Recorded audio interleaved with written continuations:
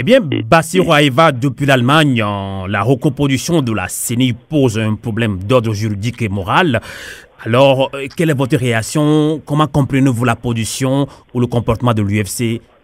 Oui, sur le plan politique, je peux comprendre le jeu de l'UFC. L'UFC fait le jeu. Oui, le comprendre je comprends la position, le comportement de l'UFC parce que l'UFC est en train simplement de faire le jeu du RPT uni. C'est-à-dire, comme ils avaient conclu un accord avec le RPT uni pour gouverner le pays, hein, et comme ils savent très bien que la recomposition d'une CENI fiable n'arrangera pas le RPT uni, bon, ils sont en train de soutenir ce parti d'une manière ou d'une autre à travers cette résistance qui fait qu'on perd du temps, mais pendant qu'on perd du temps, le RPT continue pas à avancer dans l'organisation unilatérale des élections, de ces élections, j'allais dire. C'est ce qui fait, c'est ce qui donne plutôt la favori au pouvoir de continuer ce recensement contesté par la coalition des 14. Voilà. Et donc sur le plan moral, comme tu l'as dit, c'est un problème à la fois juridique et moral. Sur le plan moral, j'estime que l'UFC aurait eu à gagner en faisant partir de la CENI M. Omao pour que la C14 investisse ses membres et que les choses repartent sur de nouvelles bases. Mais en faisant perdre du temps, tous les jours qu'on perd, le RPT bouge, le RPT avance de façon unilatérale. Donc ça, c'est favorisé par l'UFC et c'est dommage. D'accord. Albert Katé, vous qui nous suivez, mais vous qui nous accompagnez en ligne depuis les États-Unis, certains leaders d'opinion au sein de la diaspora togolaise estiment que c'est surtout l'ANC au sein de la coalition et qui devrait aller négocier avec l'UFC pour cette affaire de l'UFC à la CENI. Et qu'en pensez-vous, Albert Katé? Je pense qu'en matière de négociation et de dialogue, il faut que tout le monde soit ouvert. C'est ça qui est important. Et on ne doit pas se dire, bon, lui, je peux pas parler avec lui, je peux pas concéder avec lui. Il faut que tous les protagonistes, tous les partis politiques soient disposés à chaque moment à discuter. C'est ça essentiel. Bon. Maintenant, ce qui est en train de se passer à la CENI, est-ce que c'est nouveau? Ce n'est pas du tout nouveau. Si vous vous référez aux accords qui ont eu lieu dans le passé, je vais parler de l'accord de Ouaga. D'ailleurs, il y a eu deux accords de Ouaga. Il y a eu l'accord de Ouaga en 1993 et avec le président Yadema et l'accord de Ouaga de 2006 avec le président Faure. Alors, si vous prêtez attention à ces deux accords, vous allez voir que le problème de la CENI était toujours un point d'achoppement au niveau de la recomposition. En 93, c'était pareil. Il y avait eu la discussion sous la houlette du président Blaise Compaoré. Et en 2006, c'était pareil. Et l'UFC et le RPT avaient discuté du nombre de représentants à la CENI pour finalement donner, je pense, une dizaine à l'opposition et puis 5 au RPT. Donc, le point d'achoppement était toujours au niveau de la recomposition de la CENI. Maintenant, cette fois-ci, en 2018, qu'est-ce que vous avez remarqué? La CENI ne figurait pas à plusieurs reprises sur la liste des revendications de l'opposition durant tout le processus de dialogue avec la CEDEAO. Ce n'est qu'à la veille du dernier round, vers le 27 juillet, que l'opposition aussi a ajouté la CENI sur la liste de sa revendication. Pourquoi c'est le cas? Ça a retardé simplement le débat sur la CENI et après la signature le 31 juillet, rapidement, c'est revenu à la surface. Donc, je pense qu'ils n'ont pas eu le temps de décortiquer ce sujet parce que ça ne se figurait pas sur les listes, ce qui est regrettable. Malgré qu'à la fin des élections de 2015, c'est la CENI qui a été pointée du doigt comme élément polémique. Et je dis que c'est regrettable pour toute la classe politique, que c'est en dernière minute, en dernier ressort, que c'est venu. Restant sur ce point, je lui dis que la procédure des réformes est totalement dans un désordre. M. Bassirou a parlé de la nécessité de faire les réformes comme solution et il a aussi souligné, je pense, M. Pelli a parlé de la crise de confiance. Si vous prenez ces deux éléments, vous allez voir que à la fin de la rencontre avec la CEDEAO, il n'y a pas la confiance entre les acteurs. La CENI, en fait, est un élément de réforme. Ça fait partie des réformes électorales. Comment se fait-il que les protagonistes n'ont pas de problème d'attaquer le problème de la CENI alors qu'ils savent qu'il n'y a pas cette confiance qui est née à la fin de la rencontre? C'est ça l'enjeu. Donc, il y a une fuite en avant dans un désordre et les acteurs amènent tout le monde, tout le peuple, dans cette démarche basée sur manque de conscience totale. Et c'est très dangereux, ce que nous vivons. Je comprends que les médias ont le rôle d'entretenir l'actualité, mais nous sommes tous en train d'accompagner un faux pas. À quel niveau se situait la CENI dans l'accord de Ouaga en 1993, en texte de liste des points d'accord? D'accord, Albert Katé, pour couper court, selon vous, et qu'est-ce qui bloque actuellement la recomposition de la CENI selon vous? En une minute. Mais je dis que ce sont des conséquences de l'échec de l'accord. Donc ce qui bloque cela, c'est le point d'achoppement du dialogue qui cause cela.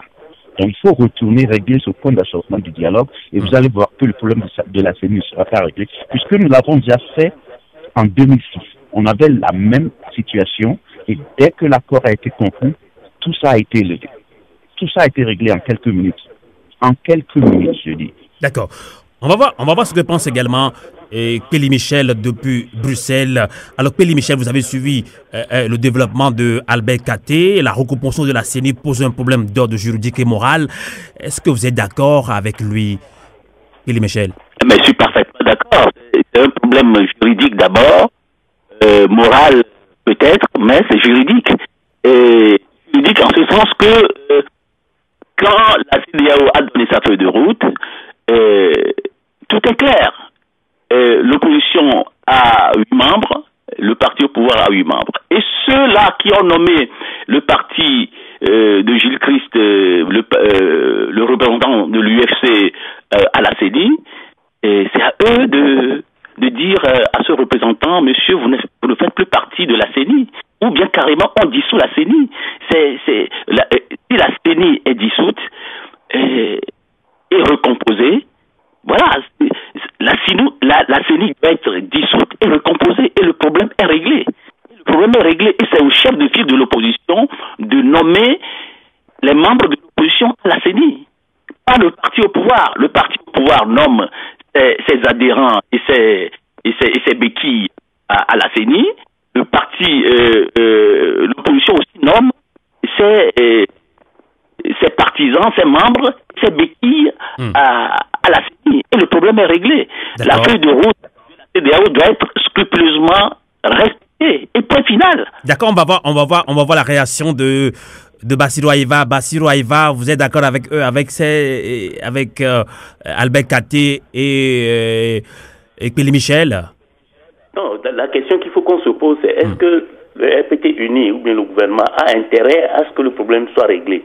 À mon niveau, je dirais non. D'accord. Puisque tout le temps qu'on est en train de perdre les arrange, ils foncent.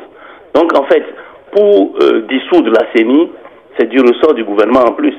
Bon, et il n'a pas intérêt à ce que les choses avancent, comme le souhaite la C14, parce que ça l'empêcherait de traficoter et de tricher. Donc, la balle est encore une fois pour moi dans le camp du régime. Il faut que le régime fasse preuve de bonne foi, c'est ce dont je doute. Il faut que le régime accepte que les jeux soient beaucoup plus posés et plus transparents, mais ce dont je doute également. Donc le problème de crise de confiance dont nous parlons, il est très présent et il va être encore très présent pour longtemps. Et quand on demande à ce que l'ANC aille voir l'UFC négocier avec l'UFC, c'est occulter les problèmes à la fois personnels et politiques de l'histoire de ces deux parties. Donc vous n'êtes pas d'accord sur ce point? Non, c'est que je ne l'imagine pas. J'aurais bien souhaité, mais je ne le pense pas. Mais pourquoi il ne peut pas le faire? Ils se connaissent, non? Oui, parce que nos problèmes au Togo, nos problèmes politiques sont teintés de problèmes de personnes. Généralement, dans nos partis, il y a ces problèmes-là, de problèmes de personnes qui font. Donc vous pensez que, si on peut le dire, l'ancien mentor, entre guillemets, voilà, de Jean-Pierre Fabre et le nouveau leader, voilà. Je n'imagine pas qu'ils peuvent s'asseoir en train de discuter de ça. Non. Donc, je ne pense pas c'est un problème de personne. C'est un problème de personne et qu'on peut comprendre aussi. Pelé Michel, vous êtes d'accord avec lui? Oui, je suis parfaitement d'accord. Et moi, je dis, franchement, le parti au pouvoir ne va jamais, ne comprend pas le langage du dialogue, ne comprend pas ce... Et on doit lui imposer ça.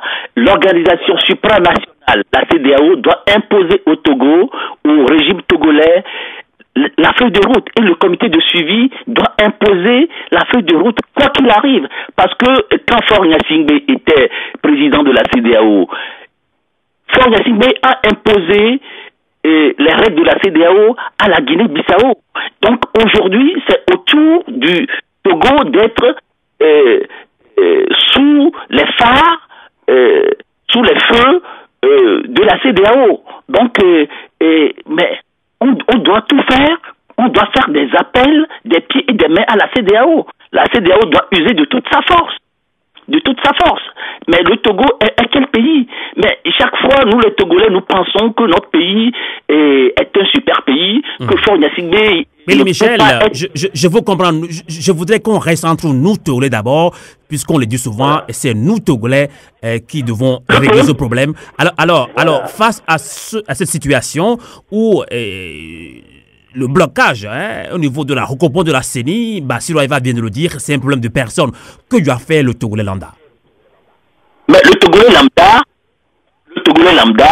doit donner la main à son frère, à sa sœur, pour dire que nous devons nous réorganiser. La lutte doit continuer et davantage. On connaît la mauvaise foi du régime.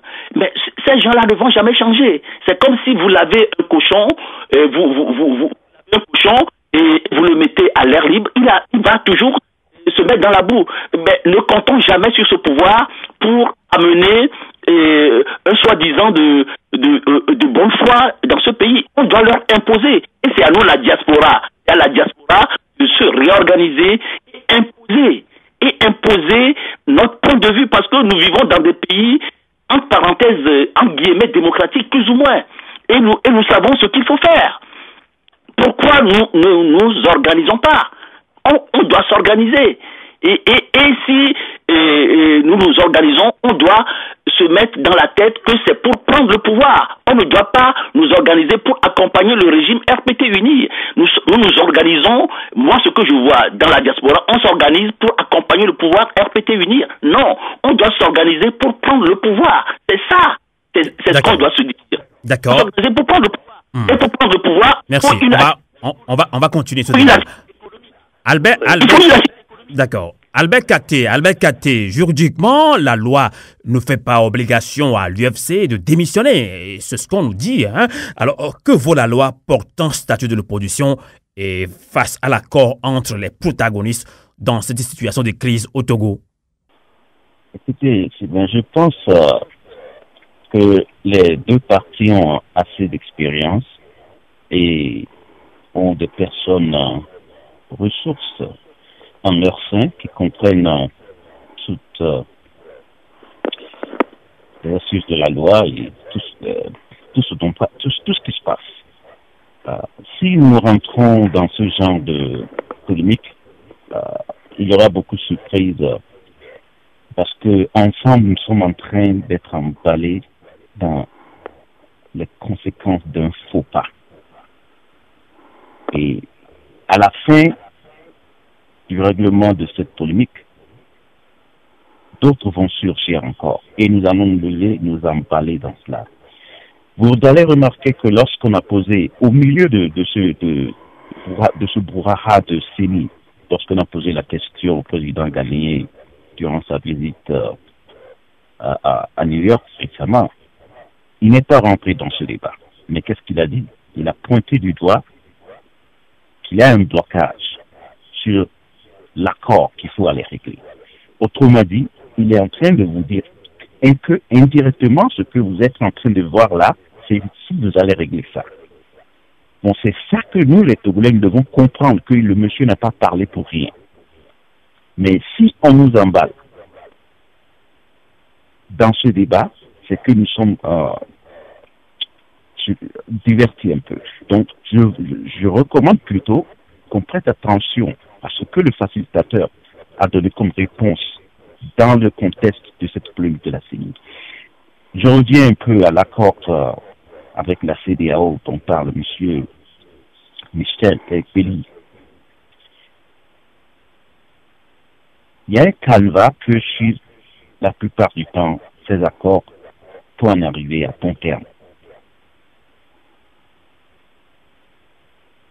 Et dès le début de ces rencontres, il faut arriver à décrocher la conscience.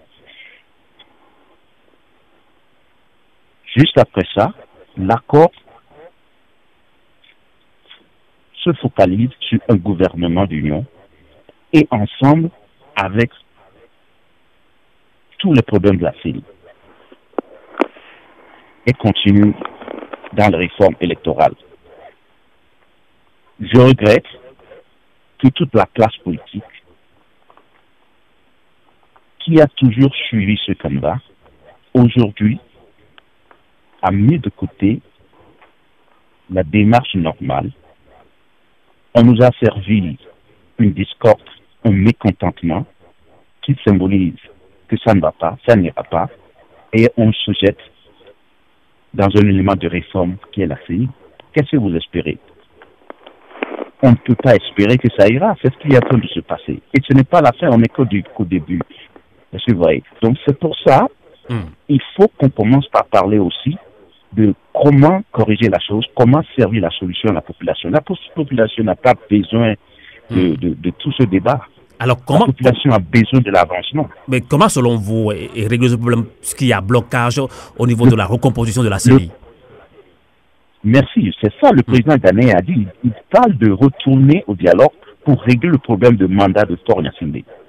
Et dès que ce problème est réglé, ce point d'achoppement est levé, tout le reste va venir. C'est ça. Et c'est lui qui est au milieu. Tout à fait. Alors, Bassirou Raïva, vous avez suivi la réaction tout à l'heure de Albert Katé, et qui nous accompagne dans cette émission, débat citoyen depuis les États-Unis. Alors, juridiquement, la loi ne fait pas obligation à l'UFC de démissionner. Alors, que vaut alors la loi portant statut de l'opposition face à l'accord entre les protagonistes de cette crise au Togo? Oui, mon frère Albert parlait d'erreurs ou d'anomalies qui ont été constatées. C'est vrai, mais je pense qu'il faut qu'on dépasse ces erreurs pour répondre aux questions du jour. Qu'est-ce qu'il faut faire maintenant? Exactement. Bon, donc par rapport à cette question, moi je pense que ce qu'il faut faire, d'abord le problème vient du fait que ce soit au niveau de l'opposition ou du RPT ou même de la population togolaise, on interprète souvent les lois à notre propre faveur. Et il arrive qu'on prenne de la loi ce qui nous arrange et qu'on ne tienne même pas compte de l'autre côté, de l'autre face de cette loi. Et c'est ça qui arrive. C'est-à-dire que, par exemple, cette loi portant institution du chef de file de l'opposition, sûrement qu'il y a d'autres éléments qui ne sont pas à notre connaissance, mais qui, quand même, sont contraignantes, ou bien contraignants. Bon. Donc, je pense qu'on a laissé, comment vous appelez, l'UFC, pendant cette législature, se comporter à la fois en partie de l'opposition et en partie d'unir en votant des textes que le gouvernement propose. On lui a presque jamais notifié de se positionner de façon claire. C'est ça qui lui permet aujourd'hui de faire ce jeu-là. Et donc, le seul souhait, parce qu'on n'a pas de propos contraignants non plus, le seul souhait, c'est que l'UFC se décide à arrêter cette autre épreuve pour que les choses continuent comme le souhaite la C14.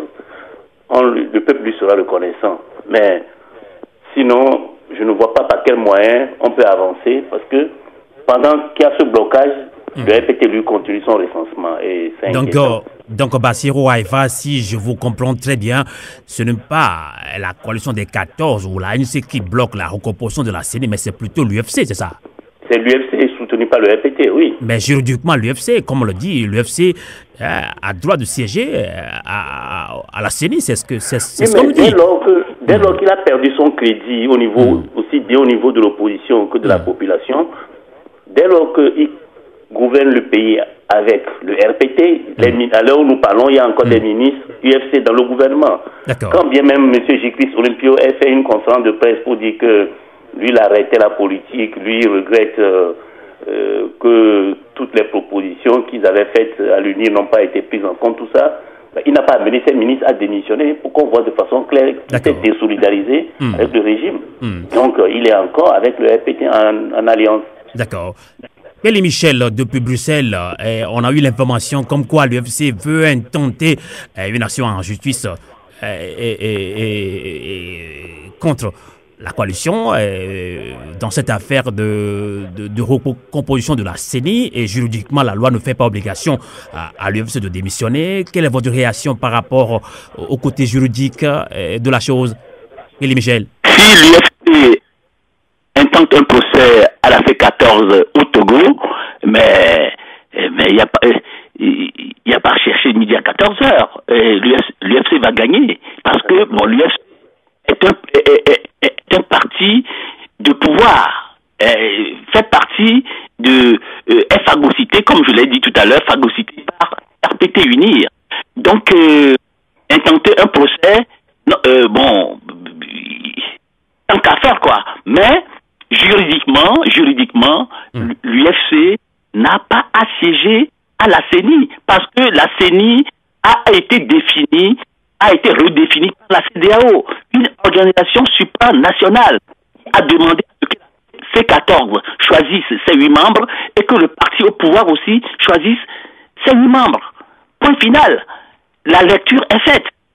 L'UFC doit soit démissionner ou soit on dissout la CENI qui doit être recomposée, parce que le président même de la CENI est illégal, parce que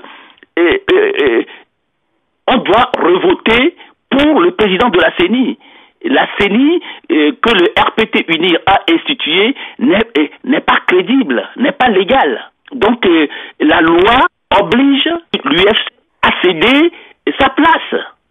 Et bon, l'UFC n'a pas à être dans ce rôle de fauteur de troubles, parce que le peuple togolais ne va jamais lui pardonner, ni au parti UFC, ni au président, M. Gilles Olympio, même si son père a été président de la République, même si le Togolais crie le nom de son père jusqu'à présent, il doit savoir que c'est l'aura de son père qui le couvre jusqu'à présent encore. D'accord. Et donc, si on comprend bien, Kelly Michel, tout est question de volonté politique. Oui. Tout est question de volonté politique. Tout est question de volonté politique. Et moi, je dis sincèrement, nous qui sommes de la diaspora, nous n'avons pas de parti pris. Notre parti, c'est le Togo, pour le bien-être de notre pays. Et nous devons nous réorganiser pour forcer la main au régime en place, forcer même la main à la CEDEAO. Nous devons nous reconstituer, donner la main à certaines oppositions d'autres pays de la CEDEAO qui doivent nous venir en aide. On doit faire des alliances avec d'autres pays, avec des oppositions d'autres pays, parce que le problème togolais reste togolais. D'accord. Et ça, c'est dangereux. On a compris. Nous devons notre... Allô? Ah là là, il y a quelques soucis de connexion. On va manquer une pause, le temps de tenter de joindre de nouveau Kelly Michel depuis Bruxelles. Action Accès Santé, la santé pour tous. Rebecca est assistante juridique dans un grand cabinet d'avocats à Paris. Entre visioconférence avec le siège new-yorkais et gestion des dossiers, ses journées sont très chargées. Tout Toutefois, elle ne manque pas de prendre régulièrement des nouvelles de sa famille au Togo, qu'elle soutient financièrement pour leurs frais médicaux notamment. Cette situation n'est pas des plus simples pour elle. En rentrant chez elle, elle reçoit d'ailleurs un appel de son cousin Kojo. Chauffeur pour des particuliers, il a des problèmes de santé, mais faute de moyens, il ne parvient pas à se soigner correctement. Rebecca lui demande de se rendre dans un centre médical situé en centre-ville. Elle a en effet parrainé plusieurs de ses proches chez Action Accès Santé afin de faciliter leurs soins. Kojo suit les conseils de sa cousine. Là-bas, il fait un bilan complet et se voit remettre un carnet de santé qu'il devra présenter à chaque consultation chez un partenaire AAS. Désormais, seuls 20% des frais liés à ses soins et à ses médicaments seront à sa charge. Vous vous demandez comment faire ? Connectez-vous sur le site www.actionaccessanté.com, parrainez un proche ou un orphelin, votre filleul se présente chez un partenaire AAS pour un bilan de santé, il reçoit un carnet de santé et découvre comment bénéficier de soins et de médicaments. Désormais, il ne réglera que 20% de ses frais médicaux. À partir de maintenant, pensez Action Accès Santé.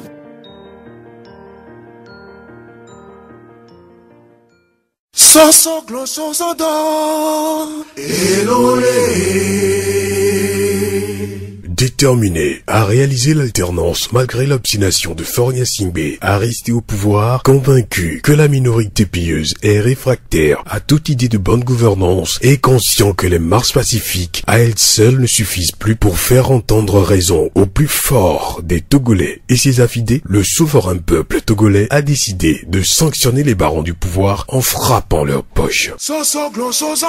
Stations d'essence, restaurants et cafés, bars et hôtels, établissements scolaires, pharmacies, cliniques, magasins et toute autre activité lucrative de l'oligarchie doivent être boycottés. Oui, peuple togolais, lançons le boycott économique contre le régime de Faure Gnassingbé, réfractaire à toute alternance. Novio, à vous l'été. Avion la voie, oui d'accord, milagro hello, oui d'accord, avion la voie, so glosso.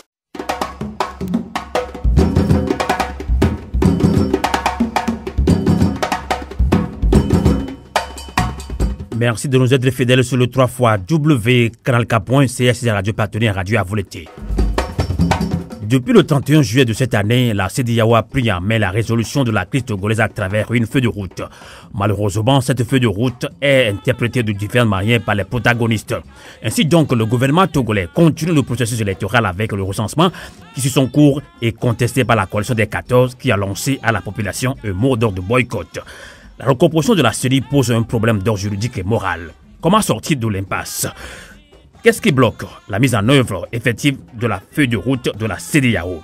Quel rôle doivent jouer la diaspora et la société civile face à cette crise ?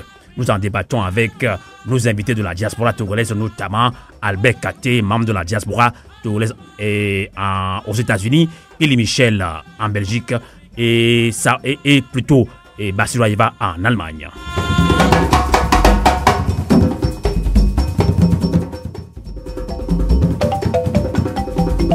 Et merci de nous accompagner sur le 3xW.canalk.cs et sur Radio à vous l'été.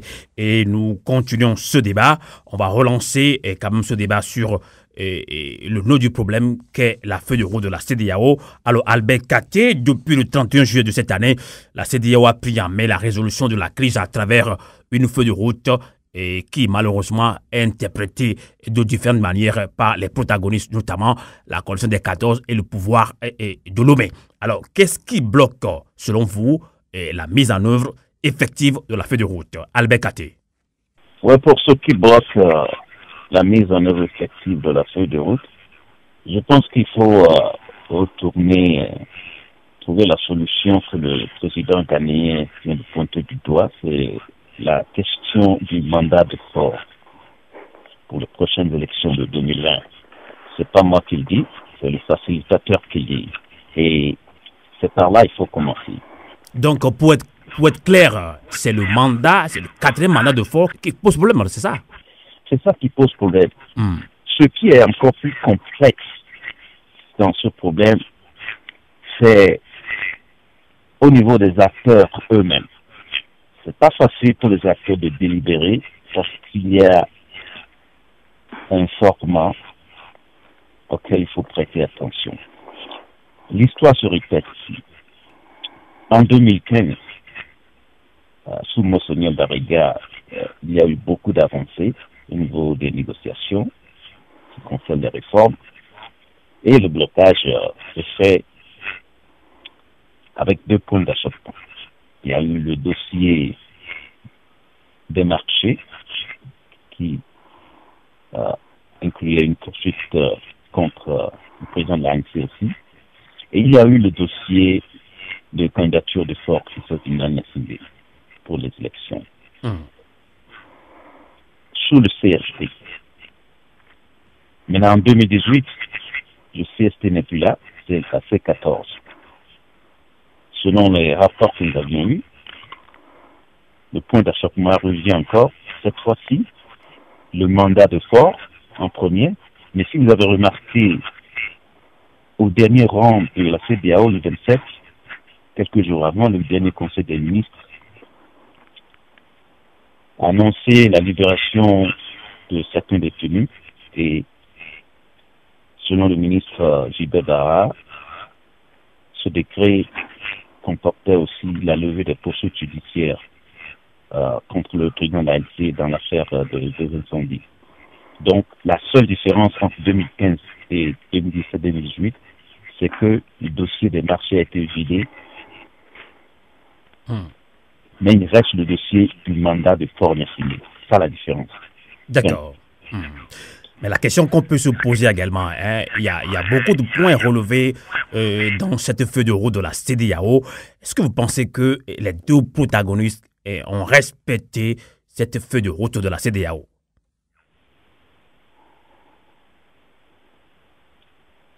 Je n'ai pas bien entendu. Qu'est-ce que c'est quoi? Est-ce que vous pensez que les 2 protagonistes ont respecté la feuille de route de la CEDEAO ou bien respectent la feuille de route de la CEDEAO? Non, pas du tout. Pas du tout. Il ne faut pas espérer cela parce que les négociations n'ont pas encore abouti. C'est tout ce que nous sommes en train de dire. Les négociations n'ayant pas abouti, donc il faut espérer des polémiques. C'est ça l'enjeu maintenant. Donc c'est pour ça qu'il faut retourner pour débloquer la situation. Négliger cela et essayer d'évoluer dans l'exécution de la feuille de route est carrément une ruse. Ce sera catastrophique parce que consciemment, chacun sait que les négociations n'ont pas encore abouti. Qu'est-ce qu'il faut faire? Est-ce qu'il faut avancer tel quel ou il faut retourner créer la satisfaction? Je vais vous dire un peu, pour vous donner un peu une image de ce qui s'était passé là où on devait être, ok, par rapport à 2006. On a une fois été à ce même niveau. À la fin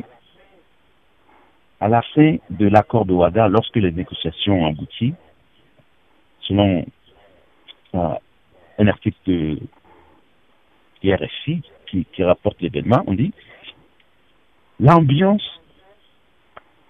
de fête était ressentie le vendredi à la résidence du président Blaise Compaoré.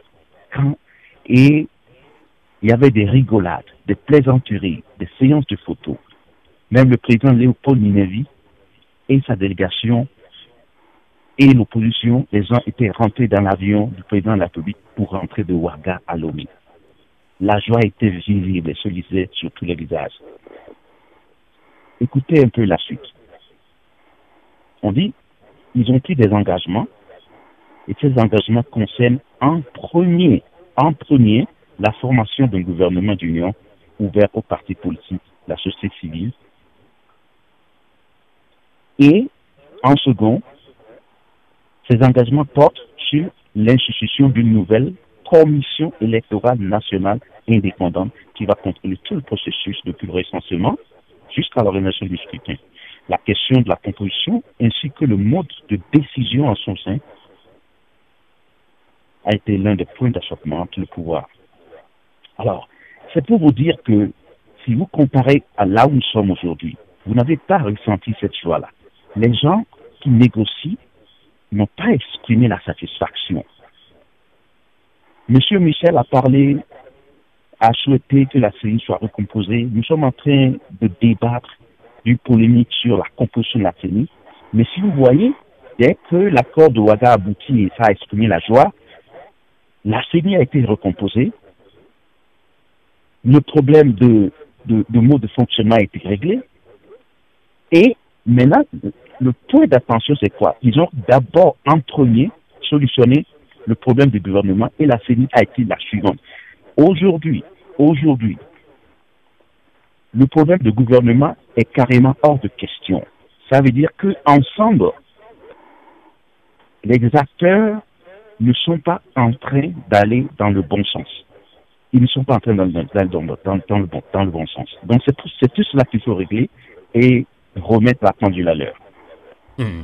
Alors Albert Katé, finalement, à qui la faute? À qui la faute? Je pense que c'est à tout le monde d'assumer les difficultés qu'il y a et c'est pour cela il faut rapidement combler ce vide en faisant entrer la société civile et la diaspora qui étaient inactifs parce que lorsque l'autre ne voit pas, son second peut mieux voir. Et il faut que tout le monde soit impliqué pour pouvoir faciliter la chose aux politiques. Ils sont dans leur rôle d'être antagonistes, mais quelque chose manque. En 2006, nous étions là, la société civile était là, les gens représentaient le peuple, la diaspora. Dans ce format d'aujourd'hui, nous ne sommes plus là. Et les deux sont antagonistes et ça ne marche pas. Donc ce qui manque, il faut le compléter. Et nous allons remettre la pendule à l'heure. C'est ça qu'il faut régler, ça concerne tout le peuple togolais. Et il faut que les gens se lèvent aujourd'hui pour reformater ce dialogue. D'accord. On va voir, on vous a laissé et développer vos idées par rapport à ce qui bloque au niveau de cette feuille de route de la CEDEAO. On va voir ce que pense également Bassirou Aïva, qui est président provisoire de la DTA, diaspora togolaise en Allemagne. Alors Bassirou Aïva, qu'est-ce qui bloque selon vous la mise en œuvre effective de cette feuille de route tant attendue dans cette crise politique? Bassirou Aïva. Oui, je voudrais revenir peut-être à la question que vous avez posée à notre ami Albert, à savoir à qui la faute. Exactement, à qui la faute? Je trouve que c'est un peu dangereux qu'on dise que la faute est dans le camp de tous les protagonistes. Parce que dès le soir de la proclamation de cette feuille de route, j'avais confié mes inquiétudes à bon nombre d'interlocuteurs en leur disant « Maintenant, j'attends la mise en œuvre. » Parce que qui est le chef d'orchestre de la mise en œuvre? C'est le gouvernement, c'est UNI, c'est eux qui donnent le tempo, c'est eux qui imposent le rythme. Alors, de là à aller penser que l'opposition est aussi responsable pour le refus de la mise en œuvre de cette feuille de route, je trouve qu'il y a un petit problème. Il faut qu'on fasse un tout petit peu attention, pas qu'on mette les deux protagonistes sur le même niveau. Il y a un qui a le levier du pouvoir, il a tous les appareils d'État, il a droit de vie ou de mort, même disons, sur le peuple togolais. C'est nous qui peut-être l'avons laissé faire, mais c'est la réalité. Et donc, qui a imprimé son rythme à l'exécution de cette feuille de route-là. Donc, je ne me vois pas en train de penser que la C14 ou bien la société civile a observé un quelconque manquement. C'est-à-dire que, pour moi, c'est le régime RPT-UNI qui est le principal responsable. D'accord. Oui. Péli Michel, votre réaction. Vous avez écouté les deux invités. J'ai écouté la réaction de mes deux compatriotes. Je suis totalement d'accord avec M. Bassirou qui dit que le responsable de la non-mise en œuvre de la feuille de route, c'est le gouvernement, le parti RPT Unir. Et ça, c'est vrai, parce qu'il dispose de la force publique. De la force publique, une loi sans force reste dans les placards. Hein. Et la force sans la loi, indique que... moi, je dis, nous, Togolais, qui sommes à l'étranger, comme de la diaspora, nous qui sommes un peu loin de toutes les violences sur le peuple togolais, c'est nous qui devons nous réorganiser. Nous devons nous réorganiser, constituer une quatrième force. Il y a RPT UNIR qui est une force, la C14 une force, la société civile togolaise vivant au Togo. Mais Michel, je suis d'accord avec vous. On va revenir dans une trentaine de minutes sur comment réorganiser le peuple togolais, y compris sa diaspora, face à cette crise politique. Mais parlons justement de cette feuille de route. Vous l'avez dit que c'est plutôt le pouvoir qui est le premier responsable. La force dans ce processus, parce que le peuple togolais attend beaucoup de la CEDEAO. Nous faisons partie d'une organisation supranationale. C'est c'est la C14 qui doit appeler de toutes ses forces. La C14 et la diaspora aussi doivent faire appel à la C14, à la CEDEAO. Voilà, nous devons appeler tous les jours la CEDEAO à la rescousse. Et pour ce faire, nous devons nous allier avec des partis d'opposition de tous les pays de la CEDEAO pour que les partis d'opposition fassent appel à leur président et même les partis au pouvoir fassent appel à leur président pour que la feuille de route soit mise en œuvre. Ça va dans l'intérêt de toute la CEDEAO. Ça va dans l'intérêt de toute la CEDEAO. Quand un pays est bloqué, c'est toute la CEDEAO qui est bloquée. Donc, l'intérêt du Togo, l'intérêt des Togolais, c'est l'intérêt de tous les pays de la CEDEAO. Donc, créons des alliances avec les partis au pouvoir des pays de la CEDEAO, même avec les partis d'opposition des pays de la CEDEAO. C'est comme ça que nous devons faire. Pour se faire entendre, nous ne pouvons pas attendre que, on va régler nos problèmes, mais les Togolais pensent toujours que l'autre viendra régler son problème. D'accord. Et l'autre... Alors, Béli Michel, pour votre information et également à nos auditeurs, il faut quand même rappeler que beaucoup de citoyens togolais se sont plaints. Ils ont dit que c'est plutôt ils n'ont pas compris pourquoi la coalition des 14 a essayé de mettre de l'eau dans son vin en interrompant quelques mois les manifestations, seule arme dont dispose le peuple togolais. Bassirou Aïva, comment réorganiser la rue selon vous?